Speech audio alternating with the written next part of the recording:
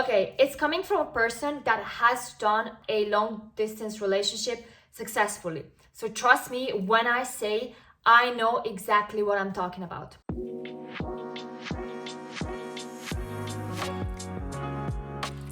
Hi everyone, welcome back to my channel, or if you're new, welcome to this week's coffee chat. Okay, today we are going to be talking about everything that is related to long distance. In this video, I want to give you some tips on how you can make your long distance relationship successful. And by successful, I mean that the end goal is that you guys stay together, right? That's what successful relationships mean. The first thing is to communicate. Okay, communication is extremely important already in a normal relationship. To say that normal relationship, I mean like when we live together, when we live nearby each other, when we see each other every day. But when it comes to long distance relationship, and now I'm not only talking about like different cities, but different countries, different continents even, communication is extremely important because you are on the other side of the world. I need to know what you're doing. I want to know what you're doing. Communication, as I said, is extremely important in your relationship with your family, with your professors, with your friends. But when you have two continents between you, it becomes even more important. Even about the smallest thing. I've just had lunch.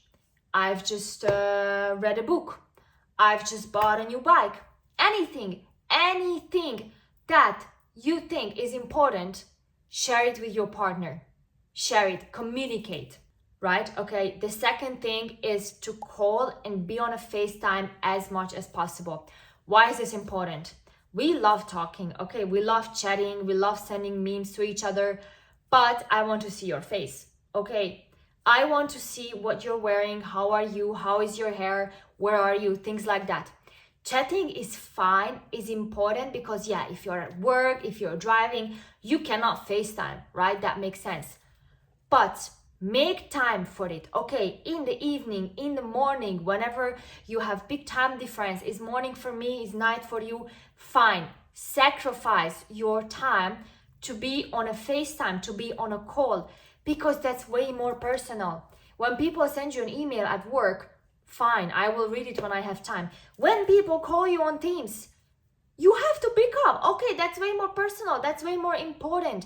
Why? Because then you interact with the other person. You can talk about more sensitive things. You can talk about more important things. In a relationship, it works the same. I send you a chat. I don't expect you to reply immediately. I don't expect you to reply, oh my gosh, she sent me something, I have to reply, blah, blah, blah. No, take your time. But if I call you, if we are on a FaceTime, I know that that's our time. You pay attention to me, I pay attention to you because we are on a camera. We're not going to FaceTime each other and then you do something else.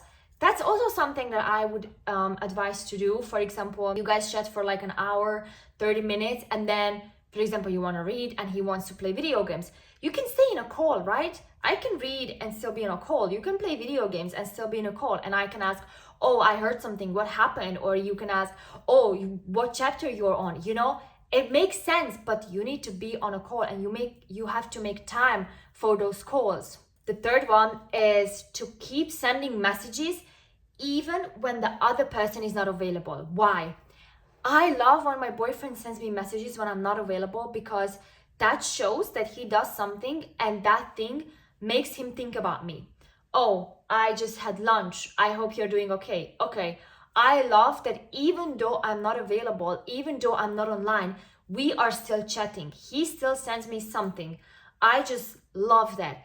And other people will love that as well because that shows that even though we're not actively chatting, I'm still thinking about you. I still want to let you know. I still want you to know what I've been doing, you know? That's insanely important. Okay, the fourth thing is to keep sending videos and kind of involve them in what you're doing. So when you send pictures, that's fine. But I always felt like videos were more personal again, because sometimes you do something and then you cannot call your boyfriend or your girlfriend.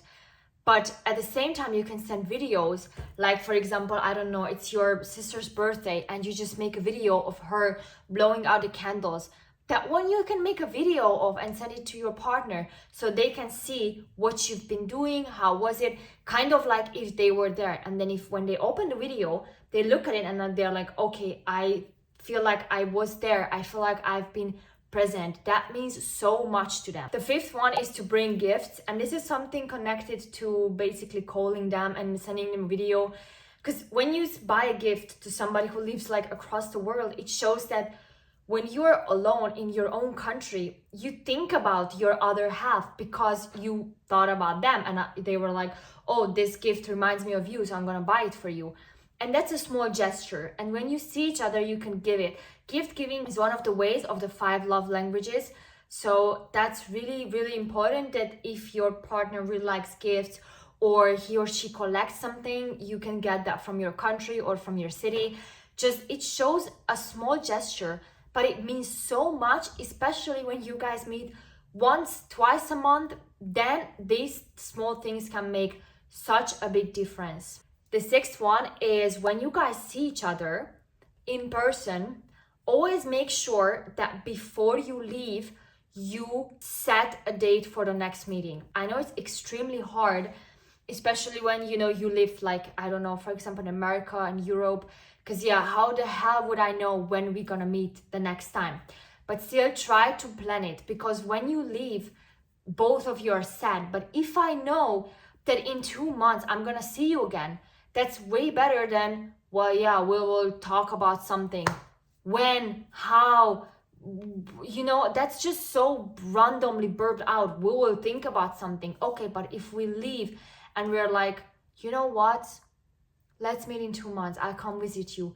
That's way better. That's soothing for both you and your partner, because you know you guys have already the next plan. And my last one is a bonus tip, but this is very specific to people, like to certain couples, certain situations. So that's why it's a bonus tip, is try to reduce the distance. Now, why is it specific? Because obviously it's not like this. If you guys live in Europe, fine, because then you don't need a visa. You can visit each other quite often, easier. But for example, you live in America and Europe, that's a bit harder. What I mean by this bonus tip is that obviously your goal is to move in with each other or move closer. That's fine. But what I mean is, for example, if you know that you need a visa because you want to move to the US, or you are American, you want to move to Europe, try to already plan it. What do I need? How much time it takes? When can I get it? How do I get it? Just things that already give you a feeling that I'm working on reducing the distance. I'm not saying buy a house tomorrow next to your partner, but just by collecting already the information on what you need to be in the same country. I need a job. Okay, what is the salary?